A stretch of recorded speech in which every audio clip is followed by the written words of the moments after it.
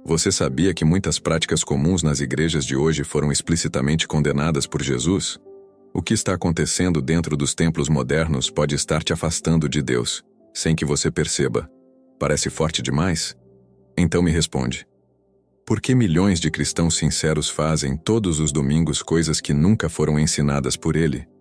E pior, que ele criticou abertamente? O mais chocante não é isso. É que essas práticas são chamadas de fé, tradição e até santidade. Mas, e se sem perceber você também estiver repetindo uma delas? Fica comigo até o final, porque a última pode ser exatamente algo que você faz. Achando que agrada a Deus, Jesus não foi um homem de meias palavras. Ele não suavizou a mensagem para agradar os religiosos do seu tempo. Pelo contrário, foi exatamente com os líderes religiosos que ele teve os confrontos mais duros, mais diretos, mais reveladores de toda a sua trajetória pública. E se ele agiu assim naquela época, é porque o problema da religião corrompida não é novo. Ele sempre existiu. O que é novo é a escala. Hoje, com câmeras, palcos iluminados, redes sociais e dezenas de milhões de seguidores, as práticas que Jesus condenou se espalharam de um jeito que nenhum fariseu do século I jamais conseguiria imaginar. E o pior, elas se espalharam com o nome dele na fachada, como se tivessem a sua aprovação. Vamos à primeira. Jesus proibiu a ostentação religiosa de forma clara, direta e sem margem para interpretação. Em Mateus 6:1, ele disse: Guardai-vos de fazer a vossa justiça diante dos homens, para serdes vistos por eles. Cada palavra dessa frase é pesada. Cada palavra condena algo que vemos todos os dias nas igrejas modernas. O que é ostentação religiosa? É fazer da fé um espetáculo. É orar em público não para falar com Deus, mas para ser visto orando. É postar o dízimo nas redes sociais. É gravar o momento de quebrantamento e colocar no Stories com uma legenda edificante. É subir ao altar com uma roupa especial para que todos notem a sua devoção. Jesus continuou no mesmo capítulo, nos versículos 5 e 6. E quando orares, não sejas como os hipócritas, pois eles gostam de orar em pé nas sinagogas e nas esquinas das ruas, para serem vistos pelos homens. Entrai no vosso quarto, e fechando a vossa porta, orai a vosso Pai que está em secreto. Isso não é sugestão. É instrução direta. E o problema não está na tecnologia, como já dissemos. O problema está na intenção escondida dentro do coração. Quando a oração vira conteúdo, quando o jejum vira postagem motivacional, quando a oferta vira prova pública de fé, o coração já saiu do centro. E Deus que vê em secreto sabe disso com perfeição absoluta. Há algo muito sério acontecendo quando a espiritualidade se torna uma marca pessoal. Quando o cristão precisa que os outros saibam o quanto ele é dedicado, o quanto ele ora, o quanto ele doa, ele não está buscando a Deus. Ele está buscando validação humana. E Jesus disse que essa é exatamente a recompensa que esse tipo de pessoa vai receber. O aplauso dos homens. Só isso. Agora a segunda. Jesus expulsou os vendedores do templo não uma, mas 2 vezes nos evangelhos. A cena registrada em João 2, 14 e 16 é uma das mais vigorosas de todo o Novo Testamento. Ele fez um açoite de cordas, virou as mesas dos cambistas, soltou os animais e declarou: Não façais da casa de meu pai uma casa de negócios. Essa cena não é metáfora. Não é exagero literário. É um ato físico deliberado de um homem que estava com uma corda nas mãos dentro do espaço mais sagrado da sua cultura. E que mesmo assim agiu. Porque para Jesus, a profanação do sagrado pelo dinheiro era intolerável. Era uma afronta direta ao caráter do Pai. Hoje a lógica mercantil tomou conta de grande parte do cristianismo institucional. Não são apenas livros e CDs à venda, são experiências espirituais precificadas. São cruzeiros com pastores famosos, são retiros com inscrição cara, são cursos de libertação ou cura interior com valores que excluem os pobres, exatamente aqueles que Jesus prioritariamente atendia. A pergunta que precisa ser feita é direta. Quando o acesso a Deus passa a depender do quanto você pode pagar, o que está sendo vendido não é espiritualidade, é ilusão. É uma promessa que usa o nome de Jesus para mover dinheiro.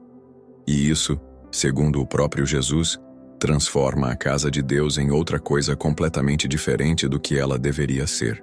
O povo que frequenta essas igrejas não é ingênuo. É, na maioria das vezes, sincero. Genuinamente quer se aproximar de Deus, mas foi condicionado a acreditar que a bênção tem preço, que a graça precisa ser comprada, que o favor divino é proporcional à oferta depositada. Isso é uma mentira. E Jesus foi o primeiro a dizer isso, com uma corda nas mãos. A graça de Deus é gratuita.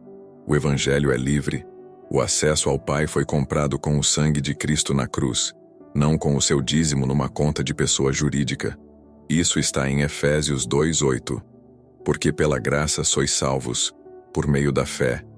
E isso não vem de vós, é dom de Deus. Se esse tipo de conteúdo te toca, se você sente que finalmente alguém está dizendo o que você já pensava, mas não sabia como articular, se inscreve no canal agora. Aqui a gente abre a Bíblia sem medo, sem filtro institucional, sem agrado a denominação nenhuma.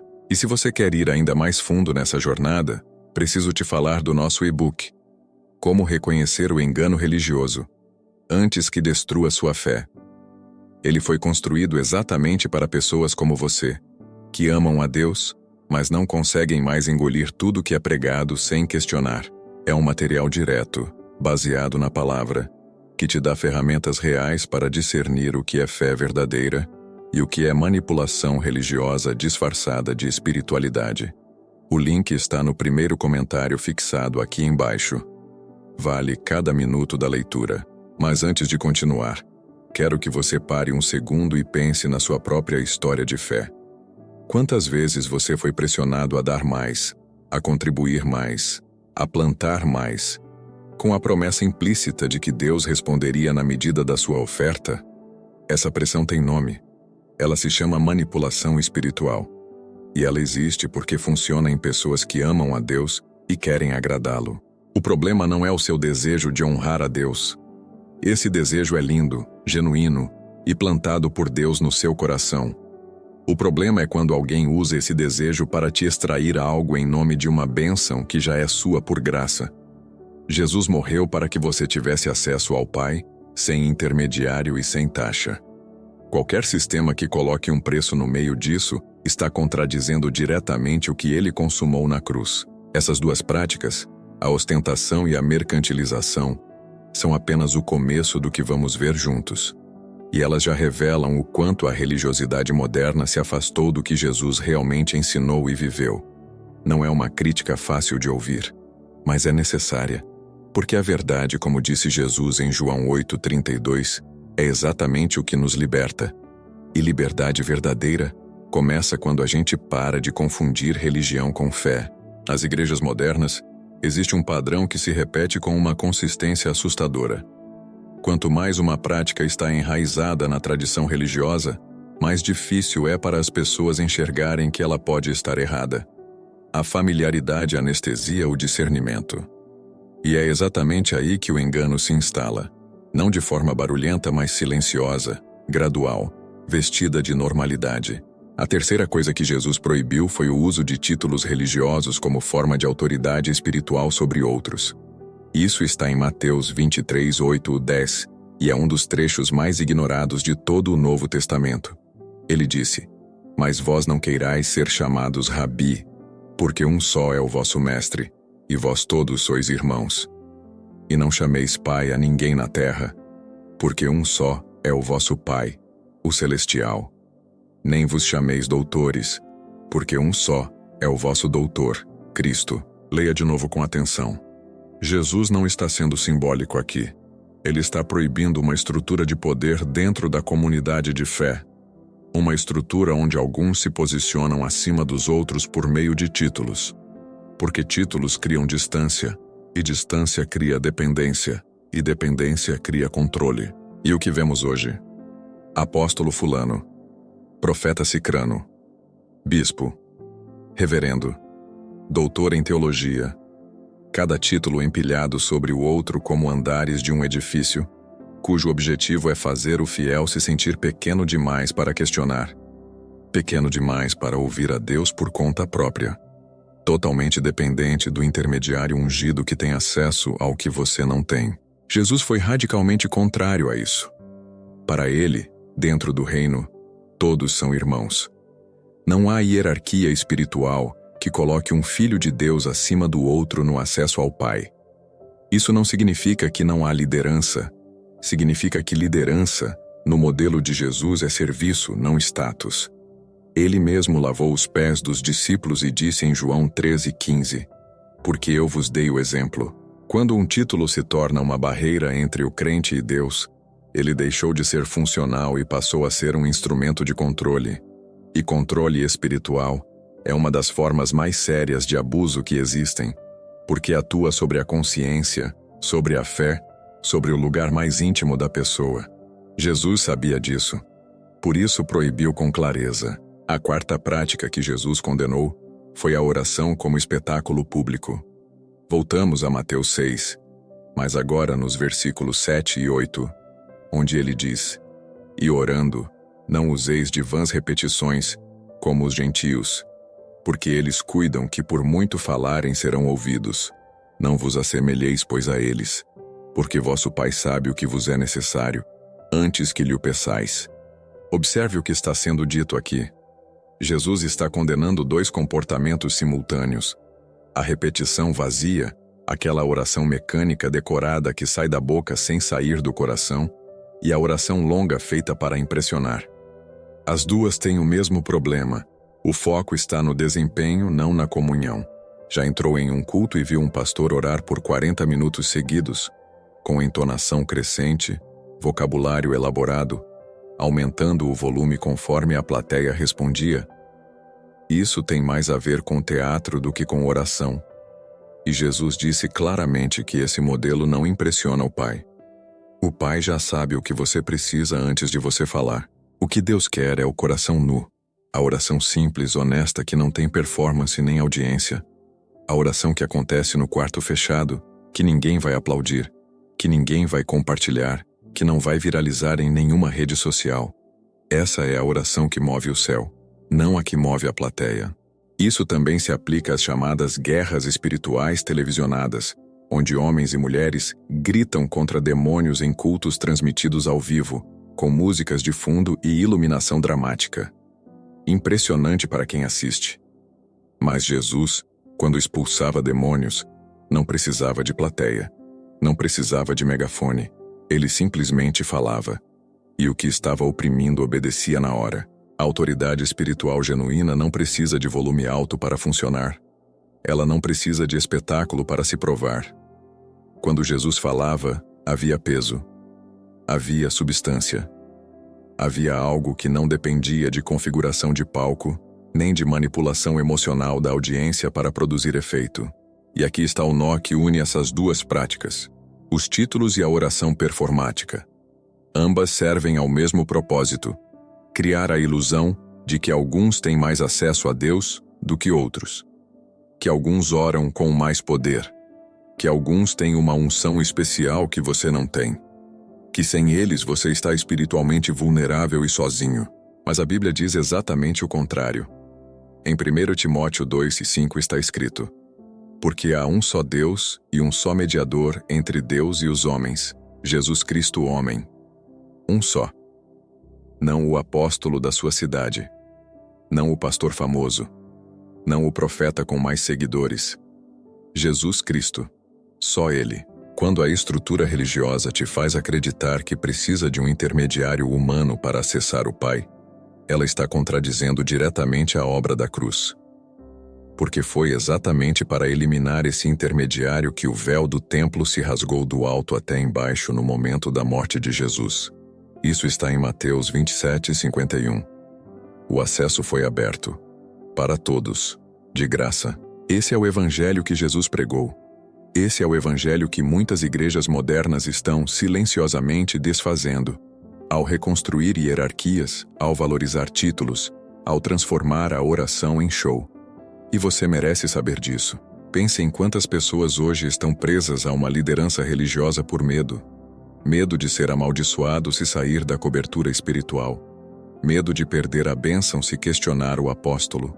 Medo de estar errado se o que sente no coração contradiz o que o pastor ensina do alto do seu título.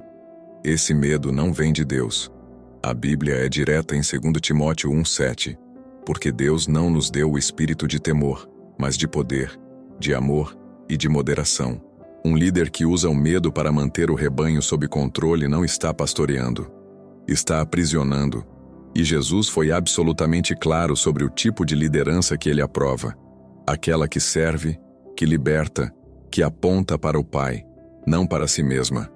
O bom pastor, como ele disse em João 10:11, dá a vida pelas ovelhas. Não lucra com elas. Não as amedronta. Não as mantém pequenas para parecer maior. Há uma diferença enorme entre um líder que te ajuda a crescer na fé e um líder que te mantém dependente dele para continuar na fé. O primeiro te aponta para Jesus. O segundo te aponta para si mesmo. E você que está assistindo a esse vídeo, provavelmente já sentiu essa diferença na pele, mesmo que nunca tenha conseguido nomeá-la com clareza até agora. Chegamos à quinta prática. E eu preciso ser honesto com você. Essa é a mais delicada de todas. Não porque seja a mais obscura, mas porque é a mais comum. É a que mais aparece nos cultos de domingo, nas pregações transmitidas ao vivo, nas mensagens que viralizam nas redes sociais. E é justamente por ser tão comum que ela passou a ser aceita como normal, como correta, como sinal de fé madura. Estamos falando da pregação centrada na prosperidade material como prova de aprovação divina. A ideia de que saúde, riqueza e sucesso são evidências de que Deus está com você. E que pobreza, doença ou dificuldade são sinais de pecado, de falta de fé ou de maldição não quebrada. Esse ensino tomou conta de grande parte do protestantismo mundial. E ele contradiz frontalmente o que Jesus ensinou. Em Lucas 6:20, Jesus olhou para os seus discípulos e disse: Bem-aventurados vós os pobres, porque vosso é o reino de Deus. Não disse: Bem-aventurados os que deram o dízimo corretamente. Não disse: Bem-aventurados os que plantaram sementes de fé no ministério certo. Disse os pobres, com todas as letras, sem condição. E em Mateus 19:24, ele foi ainda mais direto. E outra vez vos digo que é mais fácil passar um camelo pelo fundo de uma agulha do que entrar um rico no reino de Deus. Essa frase chocou os discípulos na época. E ainda hoje, incomoda profundamente quem prega que riqueza é sinal de bênção divina. Jesus não foi rico. Ele mesmo disse em Lucas 9:58, As raposas têm seus covis e as aves do céu, seus ninhos, mas o Filho do Homem não tem onde reclinar a cabeça. O homem que os cristãos chamam de Senhor e Salvador viveu sem casa própria, sem conta bancária, sem patrimônio acumulado. Como então a pobreza virou sinal de maldição e a riqueza virou sinal de unção? A resposta é simples e perturbadora. Porque esse ensino é conveniente para quem está no topo da estrutura religiosa. Se você acredita que prosperidade é sinal de aprovação divina, vai admirar o pastor rico, vai querer se aproximar dele, vai dar mais, plantar mais, esperar que a bênção que ele tem transborde para você. E o ciclo se alimenta sozinho, com o fiel cada vez mais pobre e o líder cada vez mais rico. Paulo, que escreveu grande parte do Novo Testamento, disse em Filipenses 4:11, Aprendi a estar contente em qualquer estado em que me encontre. Ele aprendeu a estar bem na abundância e na necessidade. Não prometeu prosperidade como resultado da fé. Prometeu contentamento. Prometeu a paz que excede todo entendimento. Prometeu a presença de Deus em qualquer circunstância, não só nas boas. E Tiago, irmão de Jesus, foi ainda mais duro em Tiago 5:1-3. Ora, agora vós ricos, chorai e pranteai, por causa das vossas misérias que sobre vós hão de vir. Ele não estava falando para incrédulos. Estava falando para pessoas dentro da comunidade de fé que tinham acumulado riquezas enquanto oprimiam os trabalhadores. Isso é Bíblia. Isso está escrito. Não é teologia alternativa. O evangelho da prosperidade não é apenas um erro teológico. É uma inversão do evangelho. Ele pega a mensagem de Jesus, que chamou os pobres de bem-aventurados, que lavou pés, que morreu entre dois criminosos sem nenhum bem material, e transforma essa mensagem numa promessa de ascensão financeira condicionada à oferta.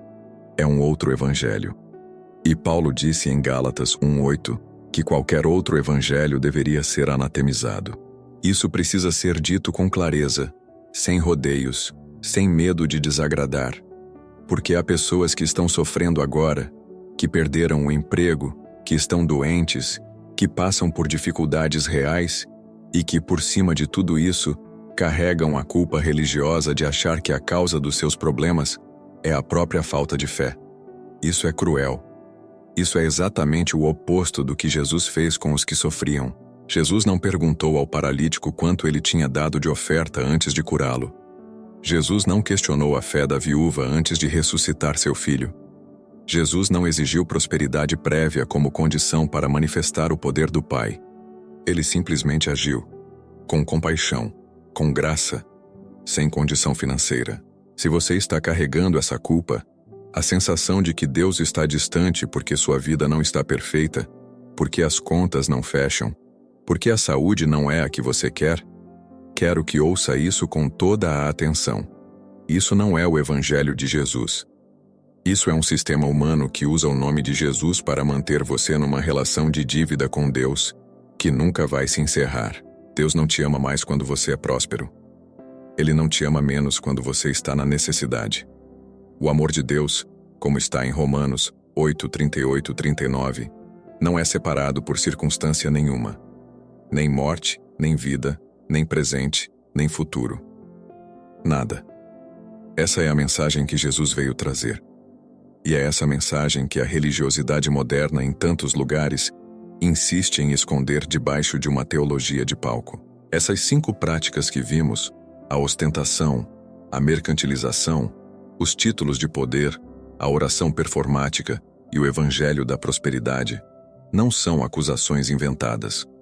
São contradições documentadas, comparadas palavra por palavra com o que Jesus ensinou. E se elas incomodam é porque a verdade sempre incomoda antes de libertar. E sabe o que é mais libertador nessa descoberta? Perceber que a sua fé não precisa de aprovação institucional para ser válida. Que você pode se aproximar de Deus sem título, sem oferta, sem intermediário ungido, sem precisar provar nada para ninguém. Que o acesso ao Pai está aberto para você exatamente como você está agora, com as contas no vermelho, com as dúvidas no coração, com a vida longe do que você sonhou. Jesus não chamou os perfeitos. Ele chamou os cansados. Em Mateus 11:28, ele disse: Vinde a mim, todos os que estáis cansados e oprimidos, e eu vos aliviarei. Não há condição financeira nesse convite. Não há exigência de prosperidade. Há apenas um chamado, para os que estão exaustos de carregar o peso de uma religião que nunca parece suficiente e de um Deus que parece sempre distante. Esse Deus distante não é o Deus de Jesus. O Deus de Jesus corre ao encontro do filho pródigo antes mesmo que ele termine o discurso de arrependimento. O Deus de Jesus chama Zaqueu pelo nome enquanto ele ainda está em cima de uma árvore, antes de qualquer mudança de comportamento. O Deus de Jesus é próximo, é pessoal, é presente, e não depende de nenhum sistema religioso para chegar até você. Você que chegou até aqui, que ouviu tudo isso com atenção e sentiu algo se mover por dentro, esse movimento não é coincidência, é convite. O mesmo convite que Jesus faz desde o 1º século. Venha, conheça a verdade, e a verdade vai te libertar de vez. Se você chegou até aqui, quero te agradecer. Não é todo mundo que tem coragem de ouvir coisas que desafiam o que aprendeu por anos dentro de uma igreja. Isso exige honestidade. Exige amor pela verdade acima do conforto da tradição. Essas 5 práticas que Jesus proibiu ainda estão vivas, mas agora você as conhece pelo nome. E conhecer é o primeiro passo para não ser enganado. Se esse conteúdo tocou o seu coração, se inscreve no canal, deixa o like e comenta aqui embaixo. Os próximos vídeos na tela continuam essa conversa. Não vai embora ainda. O e-book Como reconhecer o engano religioso antes que destrua sua fé. Foi feito para você que ama a Deus e não quer mais ser enganado em nome da fé. Muita gente nos disse que foi a leitura que finalmente trouxe clareza. O link está no primeiro comentário fixado